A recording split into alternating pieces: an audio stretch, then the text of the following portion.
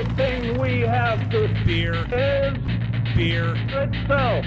Beer. So many choices. Only no function beer well without. Woohoo! Beer!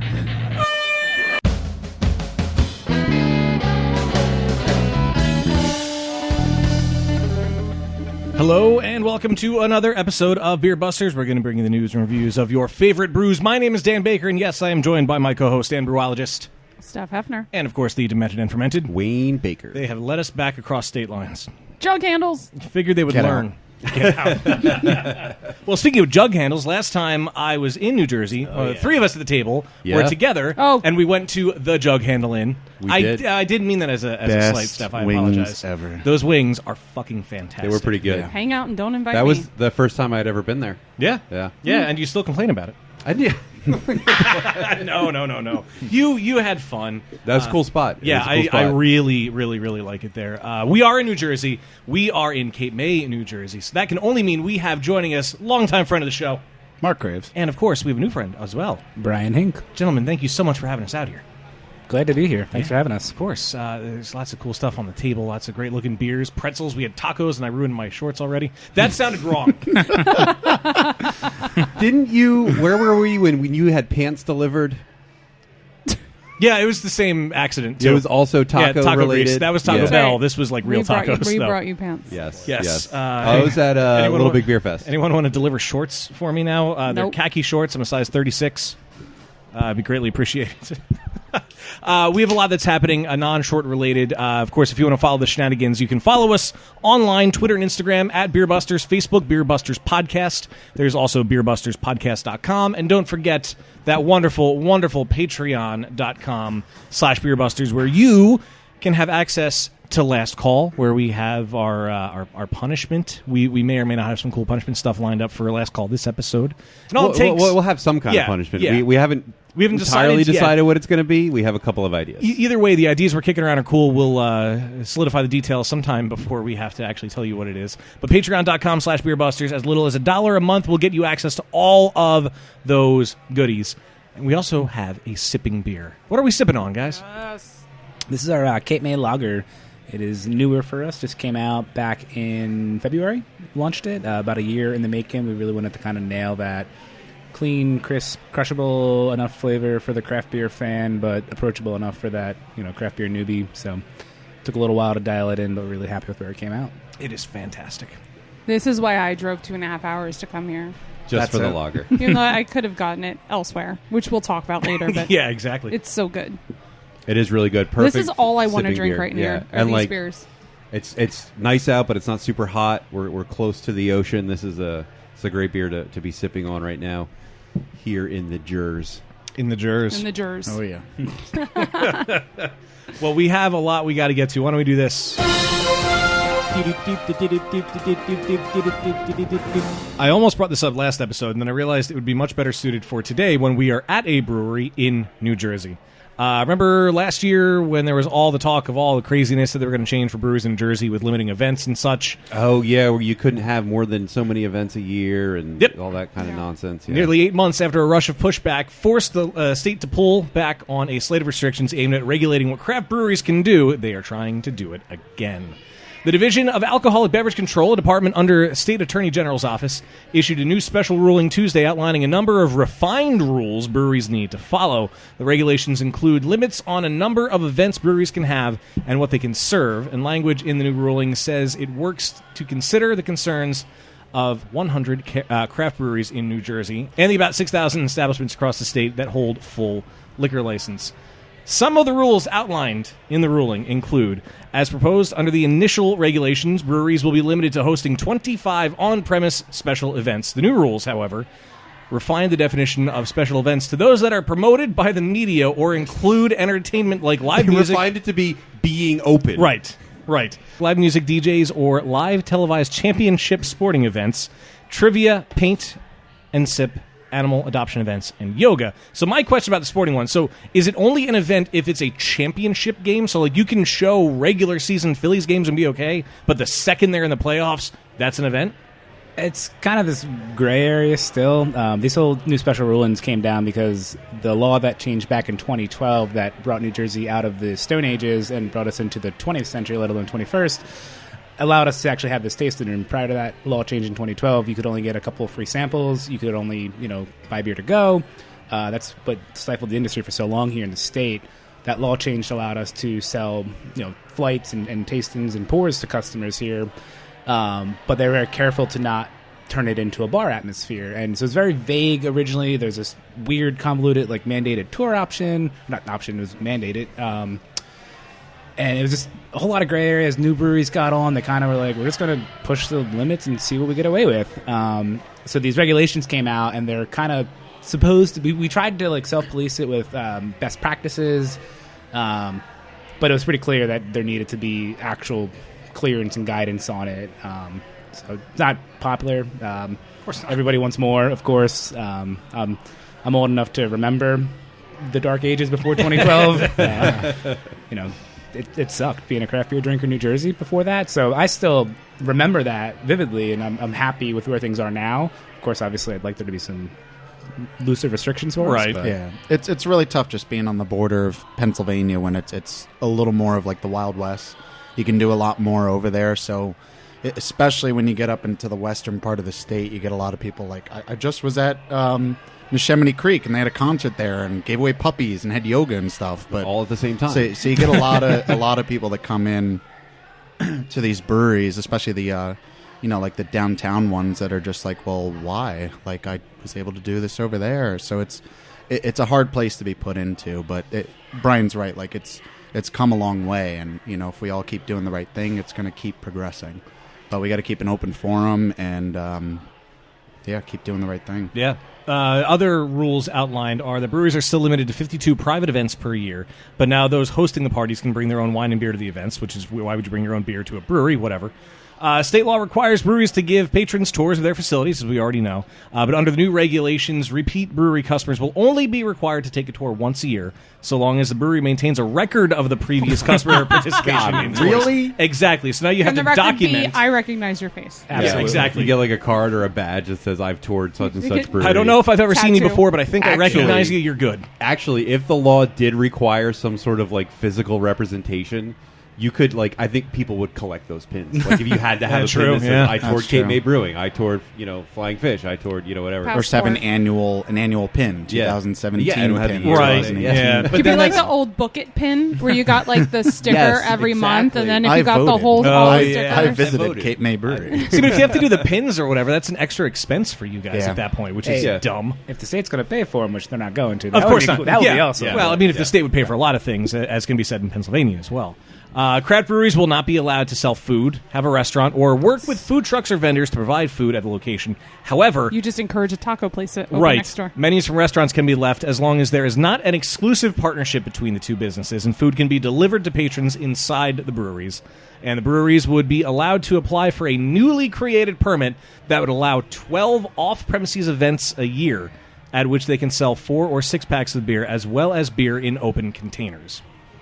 We're really excited about that one. That kind of got lost in all this because everyone's upset, rightfully so. A lot of small breweries, they really depend on the yoga things and the pint nights and we got a game going, then I come on in, and so everyone kind of lost sight of that really, really huge change in it. 12 off-premise events. That means that we can take our tasting room on the road, so we can go to a park, and we could we would have to apply with the local municipality and get a permit for it.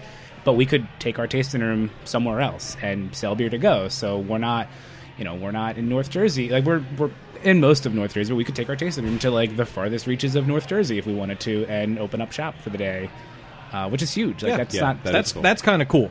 So there is some good in this. Silver lining, yeah. Some previous rules will also remain in place. For example, breweries are not allowed to have more than 2 televisions bigger than 65 inches. If a brewery does have more than 2, the additional TVs will only be allowed to display information about the brewery, not television programming. So if you are a brewery that had 3 before, one of those giant fucking TVs now just has to be a sign about your brewery, which seems like a total waste. Yeah, it does. It's so weird, and you have to wonder how much of it, in Pennsylvania, when we still had these really crazy liquor laws, which have changed dramatically in the past 5-10 years. It kind of felt like it came from a place of like that old conservative puritanical sort of spirit that was, sort of identified with Pennsylvania. But like stuff like this, it's like you have to wonder how much of it is people like actually wanting breweries to not become like nuisance places, and how much of it is the bar and restaurant owners not wanting the competition, which is something we were talking about just in our last episode when it came to like having to pay sales tax in Pennsylvania on beers. 25% of 6%. No, 1.5%. 1.5% of 25% of 6%, which is 1.5%. Yeah, that's what I said. 25 or 6 to 4. Yeah. But yeah, and so it's like this is seems like it's entirely motivated by people who are afraid of the competition that breweries represent, and that just seems unfair. And rant. No, you're right, and it'll be interesting to see how it plays out. I mean, it's like you said, New Jersey had recently come into the 20th century as of 2012, and now we're kind of reverting. Pennsylvania is newly in the 20th century as well with their liquor laws. So it's weird to see these two states do such wildly different things. Like you said, Mark, next door you can have the concert where you get puppies that do yoga, and here, you're limited to two 65-inch TVs. Exactly. Yes. That's the event. That's the event I would put on. Groundbreaking. It's like goat yoga. Yeah, exactly. Yeah, goat yoga. Goat yoga. Goga. But it can't be on TV. That's it true. can be on 2 TVs. It can be on 2 TVs, but not 3 TVs. If they limit unless the it's championship goat yoga. Championship. Right. No You have to championship. have a permit. If they limit the events that are promoted by the media, does that include like if we promote something? We're media. We're media. I mean, if we're don't tell us about any events you have. As much as we'd love to promote it, don't burn an event through us. That's actually a good point. I imagine that we are not on the radar of the people who would find out and do something about it. We're not on the radar of the New Jersey state government. We're not like a newspaper or a news channel on TV or anything like that. But yeah, I mean, I guess technically. They had a ruling a couple of years ago, and I'm part of a homebrew club, and it was just one of those when they came out with the rulings. It was like the homebrew club was just like, "Are we okay?" Like, because they'd have their meetings at breweries and stuff, so technically it'd be on special event territory and liquor consumption, everything. So it's it can get tricky. There's a lot of interesting rules and designations that have been coming out. At the end of the day, I mean, it is alcohol production, so it is a highly regulated industry to begin with, and we're just, we all got to do our part to work within those regulations, and it'd be fine if we had our cake and could eat it too. Yeah. But yeah, and if anything, like going by what's happened in other areas, where we're from, and also just across the country, is like more and more communities and local governments are realizing the benefit of having craft breweries in a neighborhood. Like it brings people in, it brings restaurants in, it brings tourism. People are spending money, and it's not like I think a lot of these people over the past few years were afraid that having another place serving alcohol was just going to be more of a nuisance to a community, when it's actually more often than not a benefit. We're sitting and living proof of that statement, because we're in the Cape May Airport, which is like maybe 5-10 miles from Cape May or Wildwood, and it's an industrial complex for those who haven't been here yet. And when we first moved in here back in 2010 we moved in 2011 we opened.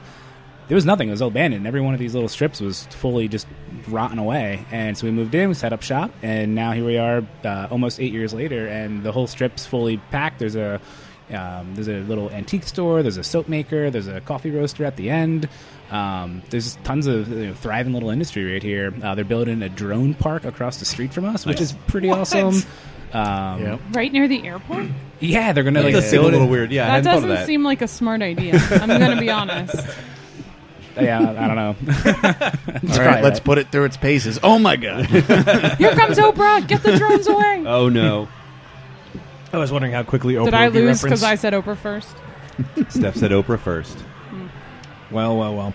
It should be interesting to see how all that plays out. But we are here in Cape May, and it was cool driving in and seeing all the developments here from the last time we were here, which was a year and a half. Is that last time we were here? About 2 years We ago. recorded 2 here years? December 2016. Wow! Yeah. 2.5. I think we were right on the New Year thing, so we Yeah. kept referencing last year and this year, and we were just like, it's a Yeah, time-space I remember it was right there. continuum. I thought it was. Mark and I both just listened to the episode again this week, I didn't. and he you clearly remember- remembers more than I do. What number it was? 102, I think, right? Yeah. Was it 102? I think it was 102. Because I posted it on our social If it was the media. end of 2016, yeah, that makes sense to be 102. Huh. Huh. Well, interesting. So a lot, I'm sure, has changed in the world of Cape May. How have things been going? They've been going well. Kind of onward and upward. I mean, last time we recorded, we were bottling beer, and we probably had under a dozen employees in the production staff. Only packaging probably about half a dozen brands, something like that. Now we're canning year-round. We've got probably, I don't even know, like 24 beers in cans, more coming, and make like 100 different recipes each year. Constantly pushing. I think end of July we'll be in all of New Jersey. We're in Philadelphia and surrounding counties, and it's been going good. It's been a fun ride so far. Okay, interview over. Okay, bye. You just summarized everything. Pretty much. Well, the surrounding counties to Philadelphia, you sent me a message a while ago, which is very exciting. Steph, you alluded to it earlier. You're now out towards the Reading area as well. Yeah. I think it's not official yet, but they're pushing towards. Was I allowed to say that? I thought when you sent me the message, I thought it was official when you said that. I thought it was too. Oh, well, you may be in the Reading area soon. Yes, I can officially cut that out if we need unofficial. to. Yeah, we're launching in that new market. So our distributor in Philadelphia is Origlio, and they're awesome. We love them. We have a great working relationship with them. And so we're in the 5 Philadelphia counties, and they have like a sister distributor based out of Reading. The name is escaping me, but there's 4 or 5 counties right around there that we're just going to move into there. Kind of made sense. We have a great relationship with Origlio, so just kind of jump where they are. Who knows when we'll add on more of PA, but we're excited to get further out there. Go for that domination. Yep. So what beers are available in the Pennsylvania market? Because obviously you guys have quite the portfolio. Not everything makes it. I know its way at out first there. it's going to be the Cape May Lager, the Bog, Summer Catch, and Cape May IPA. Coastal Evacuation, our flagship double IPA, that'll be there. Always Ready is another. So we've got 5 flagships, 5 cores. We got Cape May IPA, we got Coastal Evacuation, Always Ready, Devil's Reach, and then Honey Porter. We don't can Honey Porter, but that is a flagship on draft. So we do send that to Philly. I forgot about the Honey Porter. Oh, it's so good. Yep. Yeah, it's one of our most underrated beers. Everyone It's loves phenomenal. So good. So in addition to those cores, we also have our seasonal. So right now we've got Summer Catch, we have the Bog, Cape May Lagers out, and then every other month we do a new 16-ounce limited can offering. So right now we Follow the Gull. It's a 5.5%, just stupidly hoppy, crushable IPA, pale ale, whatever. And then in July, we're going to come out with our City to Shore. Again, we've done that every year. We usually do it in September for the MS City to Shore bike ride from Cherry Hill to Ocean City. So this year we moved it up so it could be out before the ride. So cool. Those beers will make its way up into the PA market too. So usually when a brewery first starts to distribute in our area, in the Reading area, it's customary that the brewers will come to these launch events. Just saying. You should come visit. That is a great point, and we should definitely bring that up with our sales team, Yeah. sales and marketing I mean, team. if they give you a hard time about traveling expenses, I do have 2 spare bedrooms. Just saying. Gotcha. That would be awesome. Yeah, I mean, I think when We're allowed to promote those events, right? Since they're in They're in Pennsylvania. Pennsylvania. It doesn't matter. We Right, can go. right. Right. Wild West. promote all. The Wild West. The Wild- oh, Wild geez. West. Oh, geez. So let's talk a little bit more about the lager because this is in cans, but it wasn't brewed here. So we are at capacity. We have taken up every square inch of space that we have in our headquarters. So we're in our tasting room right now, which we outgrew years ago. We used to brew here, believe it or not. So about 100 yards away, we have our headquarters, we call it, big production facility, and there's no room over there. We've completely maxed it out, and we didn't have time this winter to really address that capacity constraint. So we looked for help elsewhere, and Tom Kehoe of Yards just happened to stop in the fall. He was down in Wildwood, and he stopped in. He was like, "Hey, I'm in the area. Just wanted to see the facility." I'm like, "Cool." So I showed him around, and that's how the new space was, and he was loving it and saying how great it is, and they love the new brew house up there. And I just kind of threw it out there. I was like, "Hey, if you guys ever looking for any extra brands, like, I know we're out of capacity. We're gonna need it for the summer." And so he started talking to our owners, and next thing you know, we started working on it, and they're helping us out right now. So it was huge. I was on the brew deck, and I remember that day. It was Tom Kehoe came, and there's like a doorbell like at the far side of the building. So if anyone answers the door, it's a long walk to go over there.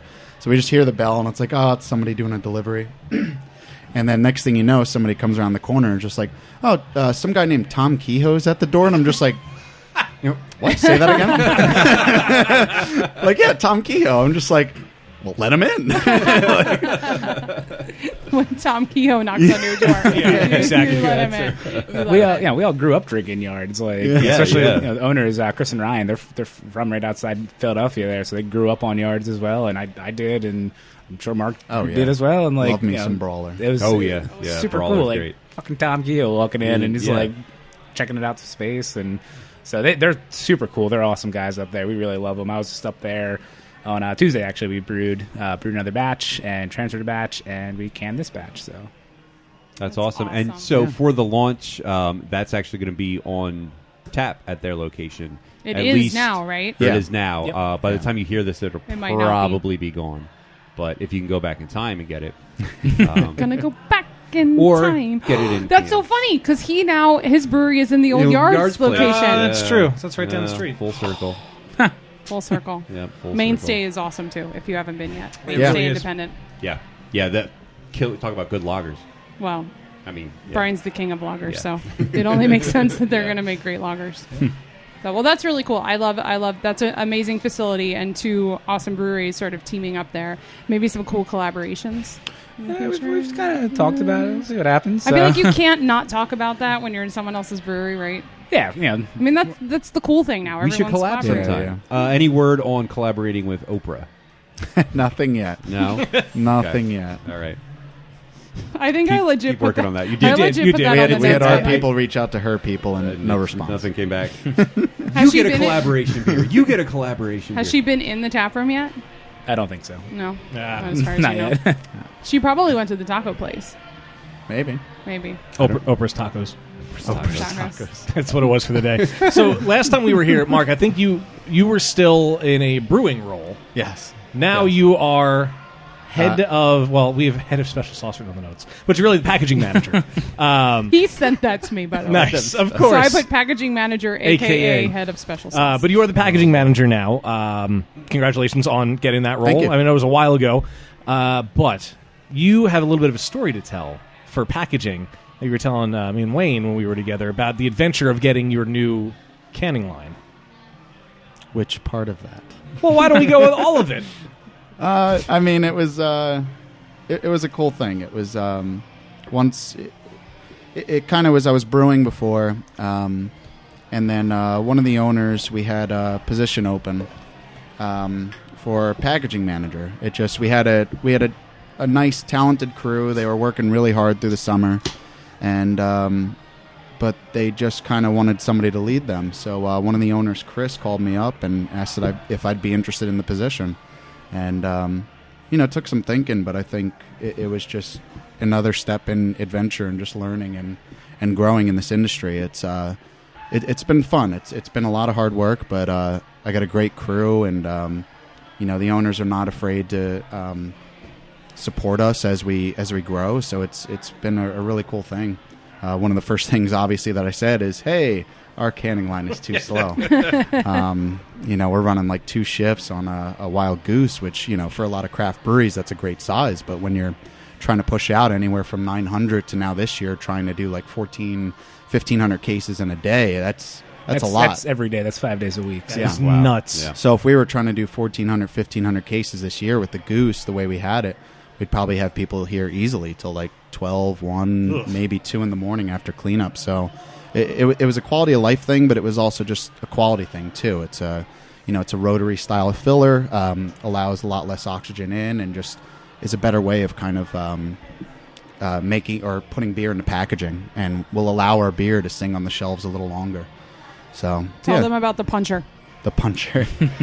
So we have a auto can weighing system from Philtech, which goes right through the can and measures Steph's got a video of it. Yeah. What the hell is Measures that? the level of the beer in the can. If it's below the 12-ounce mark or 16-ounce mark, it punches it off the line. That's awesome. So It's got a giant radioactive sign on there because it is taking an X-ray of every can. Oh, that I goes guess through so. it.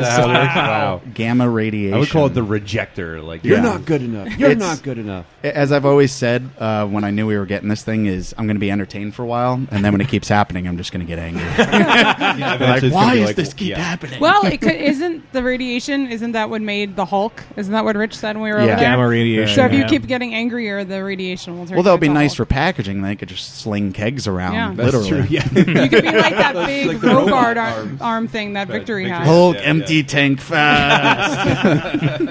Yeah, but you might try to lift the entire fermenter out of the ground. Drinking kegs like they were cans, just ripping the top off. Yes, we should make this a thing. This could be great. Screw the podcast. Let's make comics. Let's make comics. So I seem to remember though that you were saying there was something going on about like customs with it, or you had to talk to people all around the world. there was for- a piece that disappeared. yeah, or if something. I remember right. You don't have to tell this story in the podcast If you don't to. want, Yeah, it just customs issues. Whenever you send something to international, it can be a pain. The filler, it's a CFT is a company, and they're based in Italy, so it's not so we had to send cans over for them to check That's the right. seamer and everything, and Mark sent off like crate after crate after crate of empty cans, and they kept getting held up in customs, and it was There was the first batch. It was like send 50 12-ounce cans, 50 16-ounce cans, and 100 lids. So I was like, all right, no problem. That we could fit that in one box, maybe two. Send it over, no problem. They're like, all right, we're ready for the second round. It's like in our contract, like it's just testing. They want to make sure they get your cans right. The next round is 1,000 of each and 2,000 lids. Try and ship that over the Atlantic Ocean. Like, you're like, oh, just put in a big box. And it gets expensive. So the first one got held up in customs. And it got held up in customs for months until probably about 3 weeks ago it got sent back to us, which this was oh god, this was probably February or January when I started sending them. And it was just Oh my god. frustrating. And then finally I just bought a big crate and loaded it all up, bubble wrapped everything, Built and just a raft. sent it over. Did like There's Mark. And there Yoshi was something on there that traveling. said customs clearance. I'm like, yes, definitely. It still got stuck. Yeah. So, and then everyone that needed to sign off and accept these things was on vacation because apparently Italy has very nice vacation packages. So it was an interesting process, but we made it through, and we've got an excellent canning line in our building. So That's not the only new stuff you've got over there. It's insane the amount of space that's Oh, been yeah. taken up since the last time we were here. oh yeah, since the last time you were here, we've probably doubled our fermentation tanks. Yeah, this time last year, last May, going into conveniently right before summer, we doubled our cellar capacity. So we have 14 60-barrel fermenters, 5 60-barrel bright tanks, 6 30-barrel fermenters, and 30-barrel bright, and a centrifuge, too. Centrifuge came probably just after you guys were here. That was, I think, March of that year. So right after you guys were here. Yeah, it went from there's so much room to party to there's no room. No. for anything. There is no room. You can't throw a frisbee without getting in trouble. Not that we do that. That's a shame. sure, right, yeah. Did we mention earlier that you guys will Yeah. be distributing in all of New Jersey by July? I think when Did we say that? Yeah, I said, and then we talked about like the And 5 then counties in Pennsylvania. Philly and Okay. going into Yeah. Reading. Yeah, when he did his sprint through all the bullet points at the top of the Yeah. interview. Right. Pew pew pew pew pew. Yes, right. Done. Interview Right over. now we're in 18 of the 21 counties, and by July we hope to fill out those last 3. So the 3 most populated ones, so that'll be interesting. But Do you self-distribute still? technically, Ish. no. We actually opened up our own distributor in January. Launched very cool. on February 1st, called Cape Beverage, and that was we were self-distributing. We we got 8 trucks on the road all day, every day. We got 8 drivers, 2 full-time draft techs. When we started exploring contract brewing, is what it's called when you're brewing another facility. Another beer we have in front of us is called The Bog. It's our cranberry shandy. It has a ferocious fan base, and everyone clamored for it in cans. Well, it's a shandy, and shandy by definition has a lot of sugar added back to it, and yeast eats sugar, creates alcohol, so it wasn't very safe for us to package it without pasteurizing it, and we just don't have the space. A pasteurizer would take up this whole room that we're in now, which is a 2,500 square foot warehouse. For those not sitting in this room right now looking at the building. Yeah, but you should be. And so this Totally. pasteurizer is massively huge, and the cans have to go through it to kill off any yeast to make it safe for packaging. We don't have the space for that, so we explored another brewery producing that for us who had a pasteurizer and could handle that. Unfortunately, in New Jersey, you can only self-distribute what you physically produce. So to then sell the bog from a contract partner, we either would have needed to let that brand be handled by a distributor or give everything to a distributor, or why not just open up a distribution company? So same three owners who own Cape May Brewing Company, they own Cape Beverage, and literally nothing's changed. The drivers, they all still come to headquarters to clock in and out. The actual distribution center is at the other end of the airport, so we've got 4 buildings here on the airport grounds. The tasting room we're in now, the headquarters you guys saw earlier, the Cape Beverage, our distribution company, and then our offices that are over at the diner over by the tower over there. Just a booth in the corner. Pretty much, yeah. Yeah. So does the distribution company only distribute Cape May beers? At the moment, yes. Yeah. Eventually, we'll probably look into grab another brand or two, but we didn't open it for that purpose. We really, sole reason was to be able to move that bog ourselves. But the nice thing is, we could bring on other brands if we wanted to, or, help out local guys if they're like, hey, we want to grow, but we can't get up there. Sure, we'll sign up for distribution agreement on that. And it was one of those things with self-distribution. We got really good at moving beer throughout New Jersey. We already had the drivers. We clean our own draft lines, which I think we mentioned last time. So we already knew how to kind of distribute and take care of the beer in our own respect. So opening up a distribution company was pretty natural. There was just a few bumps, but it wasn't like we were like, okay, you, truck, here, beer, move. And like, it wasn't like you were explaining things to a caveman. It was just like, you're wearing a different shirt, but we're still moving the same product the same way. Right. So it's something that we'll hopefully grow with, but for now it's just kind of spreading our love throughout the state. Very cool. We should drink that beer. Talking of the bog, yeah. Why don't The we, bog. Why don't You guys we want to try the bog? Grab Yeah. the bog? Yeah, let's make it official. Beer me! Beer me! Beer me! Beer me! Round 1. Round So- one. When this beer came out, I mean, we've had it since the beginning, right? Not quite since the beginning. This beer came out. I've been with the company for a little over 6 years now. I started back in 2013, and this beer had just came out for the first time then. It was a really cool story. It was actually a mistake beer. We used to do a cranberry wheat ale, and when we were in our small little 55-gallon, glorified homebrew system, basically. And that winter, we got a 15-barrel brew house, we got 15-barrel fermenters, got 30-barrel fermenters. We scaled it up, and the way that we scaled up the cranberry didn't quite go right, and it was way too tart. Like, this is back before, like, Berliners and Gozas were a thing. This is back in, the many, many, many moons ago of 2013. That feels like a lifetime ago in the craft beer world. Yeah. And so it's too tart. And what do you do to something that's too tart? Well, you add something sweet to it. So we added some sugar back to it. And it was supposed to just be a one-off draft. It's kind of one and done. And people wouldn't shut the fuck up about it in a great way. It's easily our most requested beer on social media, email, everything. It's become an absolute monster. It's definitely not the coolest beer from like a beer geek standpoint. It's a cranberry lemonade shandy basically, but it's stupidly refreshing. I mean, if it's a hot day, good. like, It tastes good. It's not. I've never been a huge fan of shandies. It's not what I would go for if I want a beer because it's not very beery. But it is. It's super refreshing. It tastes really good. I would actually like to try it super tart. Like I think that would be really good. But the sweetness doesn't completely erase the tart, which is nice. So you still kind of get a little bit of that, and I can see how that gives it like a really broad appeal, and people would go crazy over it. Yeah, It would and be one a of the good biggest base to a cocktail, too. Oh, it's a great definitely. cocktail, This yeah. one mix great. Yeah, and one Yeah, of it's the a biggest vodka. concerns was it just like sitting on shelves with all the sugar and just bam, Yeah, like just exploding. So last summer we did, the really irresponsible, small craft brewery thing where you release beers that are, must keep cold because they might blow up because of all the unfermented stuff. We released this 3 times in our tasting room, and we would sell out of 300 cases in like 5 hours.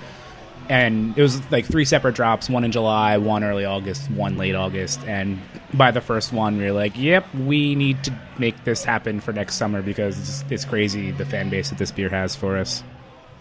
it is a perfect summer But it's a good beach town beer, yeah, too. Yeah, Yeah, I mean, absolutely. sit on the beach, sweltering day, like, who doesn't want to drink something like this? And Super refreshing. this is a beer that people who don't like beers would like. Like your mom would like this. Rich Yeah, would like Rich this. would Rich like it would too. like My totally mom dig loves this. Yeah, see? A beer your mom can drink. And your husband.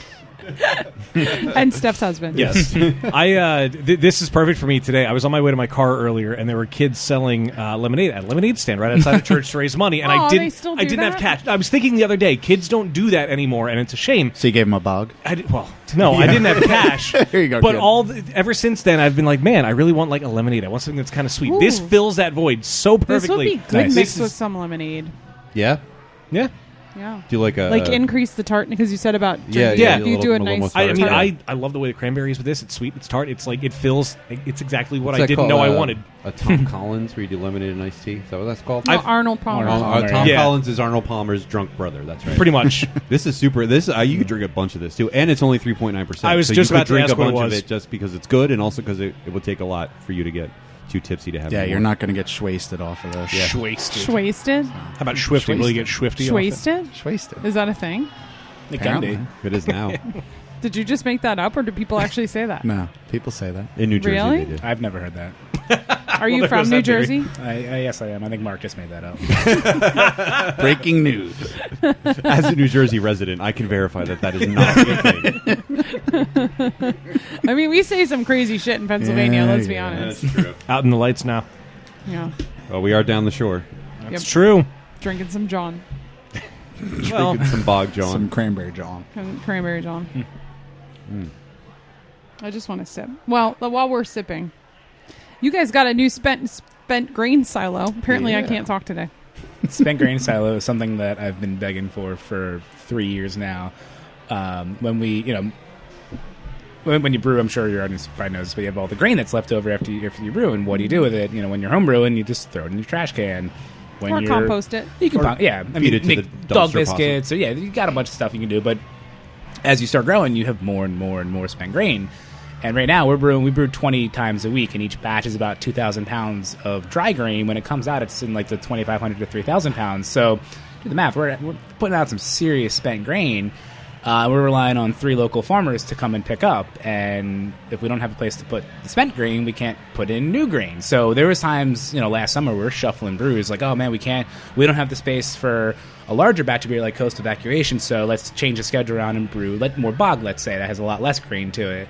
Not a very efficient way to run a production facility, and so finally this winter we made the investment to start the project, and it was too long of a time coming, but Yeah. I'm so thankful that I it's felt here, I 'cause- felt so bad for the farmers last year. We just would be like calling them up, like hounding them, like, "Are you here? Where are you? Did you leave your house?" Oh, it's gonna be like 2 hours. Like we had to. We had a schedule. We were brewing, and it was just like we had to put it someplace. So yeah, this thing. I bet the brewers are definitely going to be happy when this comes online finally. It is online as of yesterday. So Yes. we put our Yay. first 3 batches have gone through it now. So very, very thankful for The that. things that excite brewers. Oh, Right. So we didn't talk about your title, Brian. You're the head of innovation. I am the Innovation Director is my official title. Innovation Director. If I send you an email, it says Innovation Director on the bottom. What that means, I'm still trying to figure out. But That's fair. before that, so I changed into that in September. Around the same time, Mark transitioned over to packaging manager. So I was the head brewer, doing all the head brewer / production manager, doing all the scheduling, raw material ordering. But I was also doing all the creative stuff too, the brand development, focusing on all of our sour beers that were in our sour facility over here too. That's in our tasting room. And then we were also getting a pilot system, a little 3-barrel pilot system, which is also new as of February. And so there's so much of my job was on that like creative, thinking to the future, come up with new brands, improve our current brands, come up with like process improvements, that the day-to-day production stuff really just kind of ate into all that. So, which is, it's hugely important. So we made some changes around. I transitioned over to the innovation side, and so I'm more removed from like the day-to-day on the floor stuff. I'm in the office a lot more, unfortunately. I like being on the floor. It's fun, it's active, but it's definitely very important to stay ahead of the curve, come up with new products and new things, keep stuff in the pipeline. Just because we pride ourselves on variety. We've got 21 beers on tap in the tasting room right now, plus something on a hand pump, and 8 or 9 different can offerings, and every other week we do like a backdoor can release, and so we have so much new stuff coming at all times that it needed its focus and attention, and so it's time to kind of split up some things. So we made some changes on the like the management side of the production stuff. We brought in some newer hires that have really helped out. That awesome guys. So really excited. That's where we're going now. So what are some of the super creative and awesome beers that are in the works or just tapped or? So one coming out, the next one will be next week. We have a called Great Wit Shark. It's a super traditional, super clean Belgian white. So that's not super innovative at all because no, but it is right now. Yeah, it is. Yeah, like, we crank out IPAs and double IPAs all the time. They're actually super easy to just keep cranking out them because just find fun hop combinations. And so the Great Wit was really fun. It was like a challenge to kind of like show the restraint to use the proper limited ingredients. It's very just in balance and harmony. It's a really nice beer that comes out next week. So when you're listening to this, it'll be a few weeks ago. If we could time travel forward to look to the past. That's that'll go out wholesale draft, but it'll just be can releases here in the tasting room. We got a couple other fun ones lined up for this summer. We did a Mexican lager with sea salt and lime. That was a draft release back in early May. The second we all tried the finished product, we were like, we have to brew this again, and we have to can this. And so... Wait, is that what's in there? Maybe. I think that might be the perfect segue into that one. Can we open it now?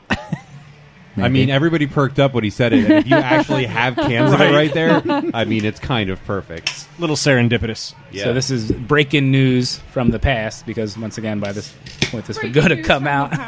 This will already be out. But news. this will be coming out in cans in a few weeks. So we're super excited for this because it's summertime at the shore and it's super hot out there. And Living's easy.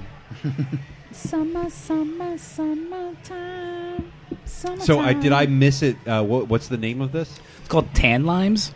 Tan Lines. Okay, I didn't miss it because I would remember that. Name. Tan Lines. So yeah, we're super excited how this one came out. We use local Cape May sea salt in it, and it's actually really cool. They just go out like 5-10 miles off the ocean, just harvest, aka just grab buckets of water, dry it out, and collect the salt crystals off of it. So local sea salt in here, and then I'll use Persian lime juice in it, and super simple, very clean Mexican style lager base. So just Pilsner, a little bit of corn, a little flake corn, little to no bitterness. I wish I had another taco right now. I know this would be perfect with some tacos. Oh my god. This has definitely become a favorite of the production staff. I think in the descriptions we do specifically call out how it pairs best with street tacos and best friends or something like that. And Aw. Street tacos and best friends. I love it. This is delicious. This is really nice. You guys should just make lagers. Just saying. Yeah, right? I mean, all the other stuff you make is really good too, but But you I make mean, some banging you know. lagers. well, thank you. And that makes me happy.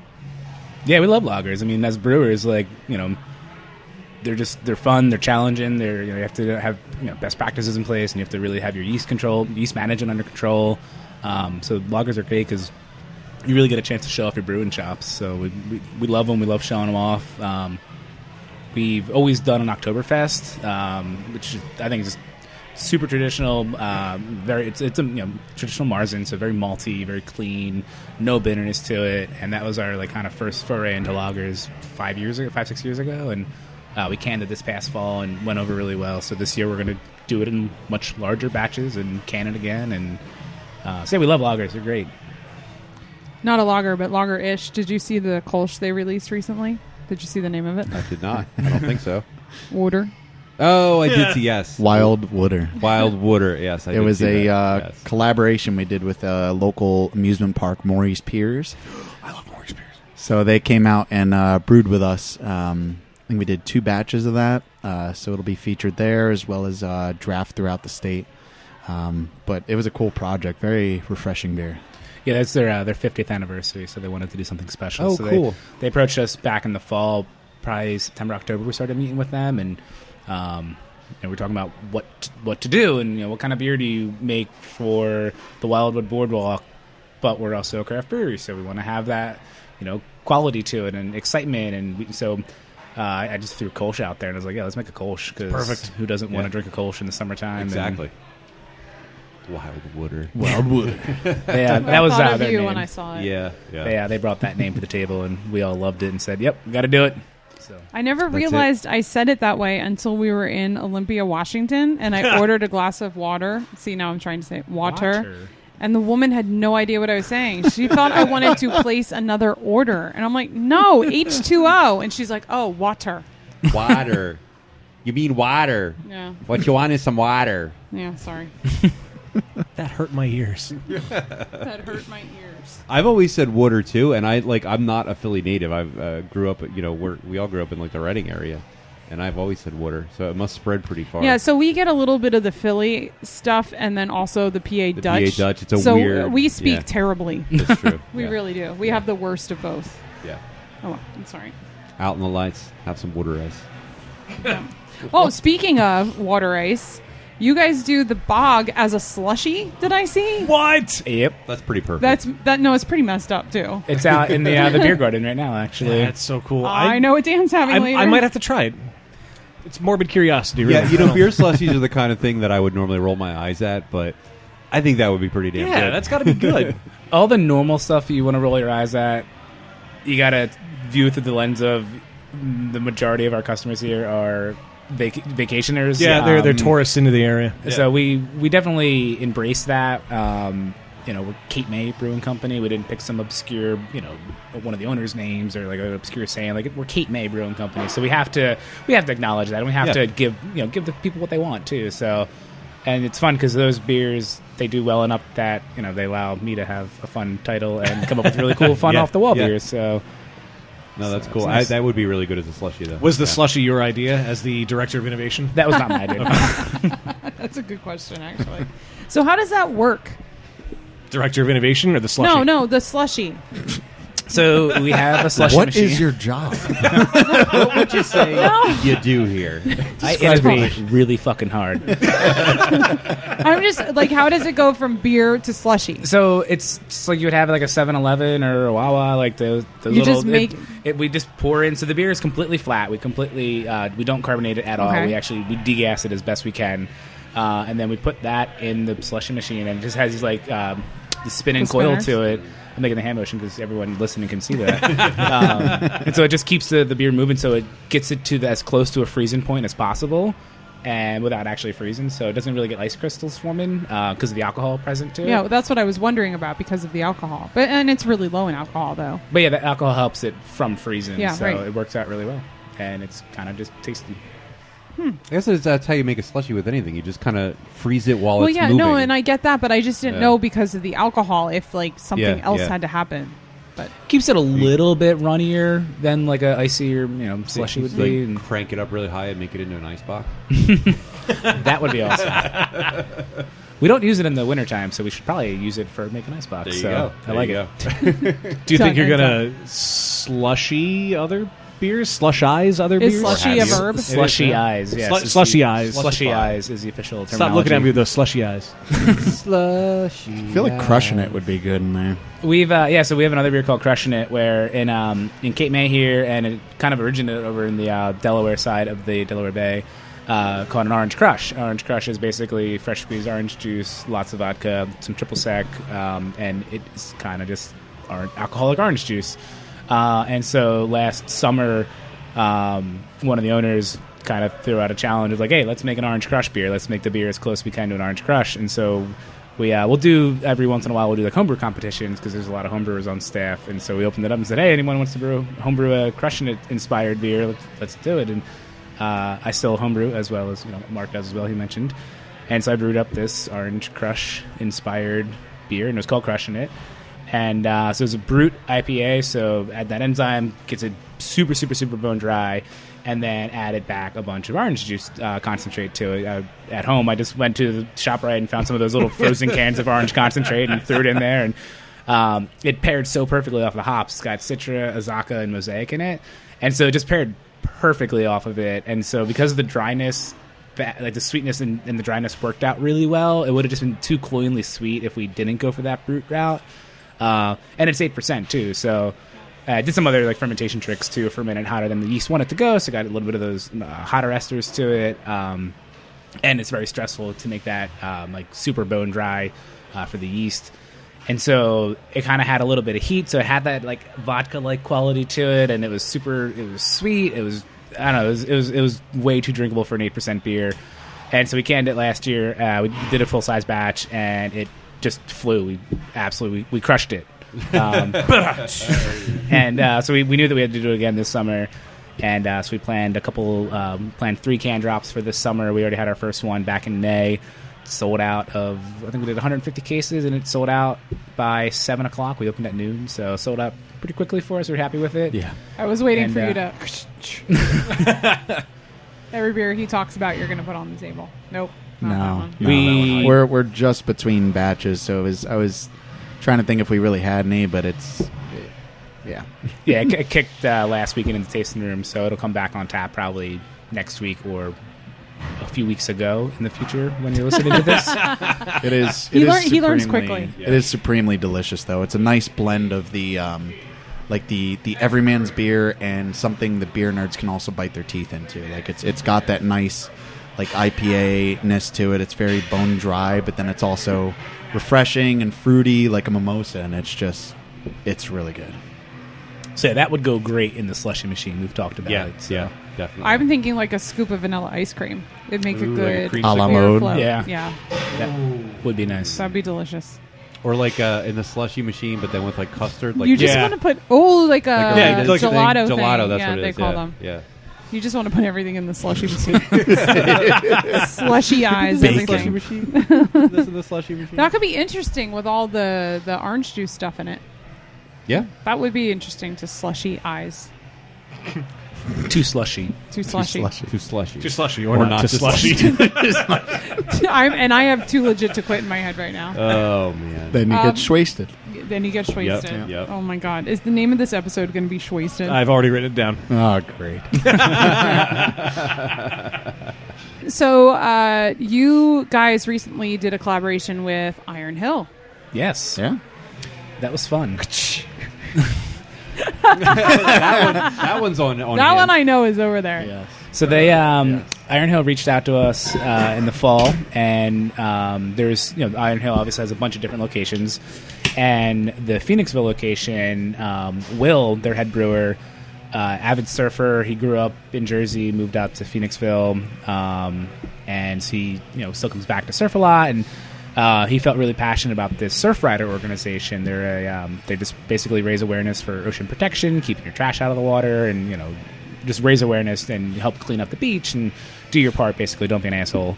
And so he wanted to do a beer to help raise funds for that and to raise awareness for it. But he realized that at an Iron Hill location in the middle of Pennsylvania wasn't really going to do as much connection to the ocean. So they reached out to us and were like, hey, we want to do a beer with a Jersey brewery close to the ocean, and you were the first and only people we wanted to reach out to, and we felt really honored by that. And so we started talking, spitballing ideas. What can we do? Make it fun. Talking about like timing for it. We're going to do it over the winter, but we really wanted to come out closer to when people are thinking about the beach and the ocean and beach cleanups. And so we decided we would do it right around Earth Day, and so we brewed it. They came down middle of March, I think it was, and we brewed it. We also went up and brewed a batch in the Voorhees location. Mark was up there for that brew. And so, yeah, it came out awesome. We loved how it came out. It's kettle soured. I think we called it a kettle soured session New England IPA, maybe, something like that. I don't know. All the buzzwords. Yes. Oh, Beer that's, you good, want to drink. Good Yeah. foreshadowing for today's game, actually. I saw the name of this game. Is Voorhees the closest Iron Hill to here? Yeah. That's kind of Believe it cool or that not. they reached out to you guys when that's their closest location. That's awesome. There's one in Princeton, right? There's Princeton, Maple Shade, which Maple Shade is very close to Voorhees. So there are 2 closest locations. And then, there's the Princeton, and beyond that it's Delaware, Pennsylvania, and then South Carolina, I think, is the other one. Oh, they got 20-some locations now. They got a ton of them. So. There's a South Carolina Iron Hill? They open up in, it was either Charleston or Greensboro. Yeah. Random but cool. Yeah, no, they're kind of like shrinking their footprint, and or not shrinking their footprint. They're making it more compact, so it's easy to kind of move it around and hostile takeover. But they make a great product, food and beer. The whole pairing thing, they do a great job. Oh, yeah. They always have beer dinners, and it was a really cool team to work with. They really were. I mean, the labels are beautiful. The beer came out great, and they were really cool guys. Great to just talk about processes, and the beer came out great, I think, in the end. Yeah, I really like it. I really, really, really like this. What did we officially land on with all the buzzwords? It's right here. So it's a kettle soured session New England style India Pale Ale. That's a lot of buzzwords, but it It really describes is. it perfectly. It's great. Yep. Yeah. It's got a nice tartness without a lot of pucker, not a lot of jowliness. It's fairly clear. Not a lot of Even though it sweetness says on the New England on it. end. Yeah, Yeah. it definitely dropped a little clear in the can here. I got the last pour, and you can see mine is a little. Oh yeah. Oh, the yep. haze. So So- you got the haze. Yeah, which is it's fine definitely with me. it's settled out now. It's probably been in the can for it came out Earth Day weekend, so 4/20 it came Okay, out. yeah, So yeah. it's been out for a month and a half now. So it's definitely settling in the can. And as part of the event, I don't know if we mentioned that already, we did do a beach cleanup. Oh, cool. So the crew from Iron Hill came down. We had a special event, and we were with the Surfrider Foundation and did a little cleanup. So by beach cleanup, he means we actually cleaned up the airport here because it was like monsoon that day. Oh, wow. And so it was really The- shitty out. The weather was a little rough. And we opted not to do a beach cleanup. So instead, we last minute shifted gears and did all this. Last time we were here, there was a lot that happened. It was a fun day. It was great. But one thing that sticks out in my mind was the not beer. The beer is good, of course. The caramel macchiato soda. Oh, I remember Oh, yeah. that. Yes. Do you guys still do that? Yes Or and no. variations of? So we have a guy on staff. He's it's guy JP. Yeah, I couldn't remember his name. He's one of our cellarmen, but he also does all of our sodas, all of our one-offs, a lot of our firkins that go on tap. He was a chef before coming into the brewing industry, so he's definitely got that, knows how to pair flavors very well. And so we used to do every week. So every week we do a one-off Wednesday, what we call in the tasting room, just a single keg infused with something. Sometimes a double dry hop version, sometimes it's a fruited version or spiced or whatever. We've run the gamut on it. A pickle beer, I think you guys talked about last time. So Yum. we and the pickles. we're doing a pickle sour for our anniversary party. That'll be on a single keg of that, so that'll be fun. So anyways, so JP makes all these stuff, and in addition to that, he does all of our sodas. So we make homemade root beer. We also make homemade ginger ale.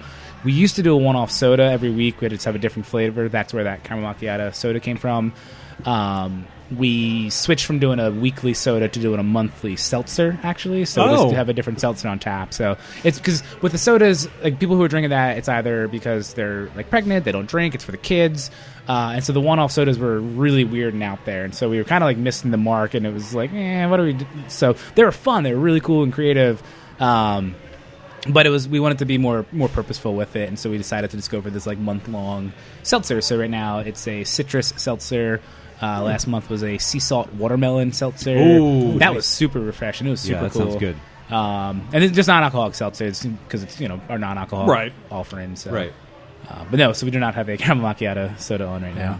I think it evolved into something that you're right. The seltzers might be a better move. So I'm glad we got to have it. It's a It was fond yummy. memory, but I think you made the right call moving into that. Yeah, we still have the root beer. We still have the ginger ale. So there is Oh, a good. soda. There's Awesome. the sweet, sugary option for the kids. Get them all, sugared up as the parents get drunk. So we have that, but in addition, it's the flavored seltzer too. Should we have some fun? I was going to say, I think Is it this that might time? be the perfect opportunity. All right. Do we? Well, here I need something to sip on while we're having fun. We haven't had summer catch yet. You guys want to try that one? Should we do that? Can we talk about that a little bit, and then Yeah, all right. we'll keep sipping on that while we play the game. Crunch, crunch, crunch. You cinnamon. Oh no! Oh no! Sal, you got to label the stain. Well done. He was on it. I've been waiting for that opportunity. When I put it on the board yesterday, I was like, "This needs to happen." He You know you could gotta go all but no. You know you gotta label it. every place. Jesus. So we have Summer Catch. It's our Belgian-style wheat beer, 5.5%. And, of course, with our little American homebrew twist, we dry hop it with some Citra and Amarillo. So it's a nice blend of beers. It's got that little bit of a dry hopping kiss to it. So it's not this very... It's still got that sippable summer quality to it, and then it's just got that little kiss of hops, which really kind of rounds it out and makes it unique. Yes, it's a wheat beer, or not really wheat beer. It's a Belgian style wheat ale, we call it. But we wanted to differentiate it. It's our 4th year now doing it, I think. 2nd year in cans. And we wanted to differentiate it, and so instead of using the spices or lemon peel or orange peel, we decided to use the hops that would accentuate that and really pair off that little bit of phenol character off the yeast, little ester profile, a little snappy. It's got a little bit touch of tartness to it. So Especially with the surfer prominently on the can, it just kind of signifies summer, and it's a good beer. I really enjoy drinking this in the summer. It's got a lot of layers. Yeah, the dry hopping adds a real nice touch to it. Yeah. Yeah. I like that. Mm-hmm. So now that you have beer, All right, now that my glass is Now that your replenished, glass is replenished, indeed. Yeah, this one's getting more and more full. That's our. Oh boy, We'll see. Well, it might option it might one. end up. That's one of the option one options. for punishment. boy. Well, I hate to ask this, but Wayne, what's in store? Cheers, Internet, and welcome to Happy Fun Time Games, a podcast trivia segment that has all the tour badges. Today, Mark like that. Last time we were here, you said a podcast trivia segment. is that all? Last time You we were were here, sick. I was super He was fucking sick. dead. Yeah, I was really sick, and I actually was just really sick like a week ago. So it's kind of weird. Anyway.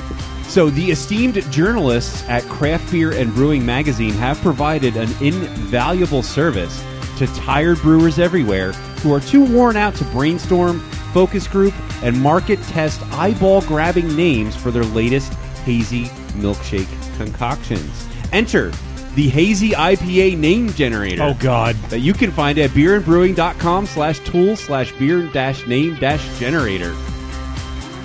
A state-of-the-art neural networked artificial intelligence whose sole purpose is helping you easily generate the world's most marketable beer names. More buzzwords. Yes. Neural network. Oh boy. With a click of a button, beername.ai engine starts, loads consumer preferences, and assembles the perfect beer name, and makes my job a little easier.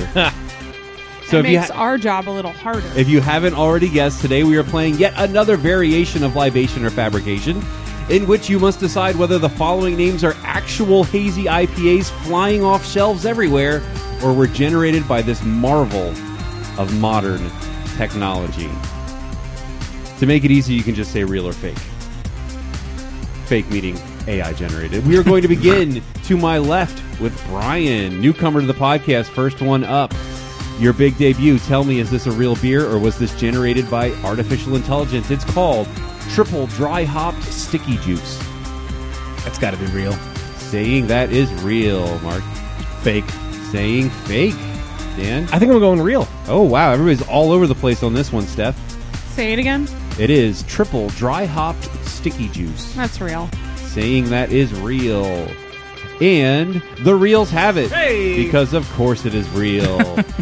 The name is too obvious even for a cold, uncaring algorithm. It's a triple dry hopped NE IPA with Citra and Mosaic hops from Barntown Brewing in Des Moines, Iowa. That one was real. Moving on, and Mark is going to guess first on the next one. And our next beer is called Double Explosive Space Aura. Fake. Saying that is fake, Dan. I'm going to say fake also.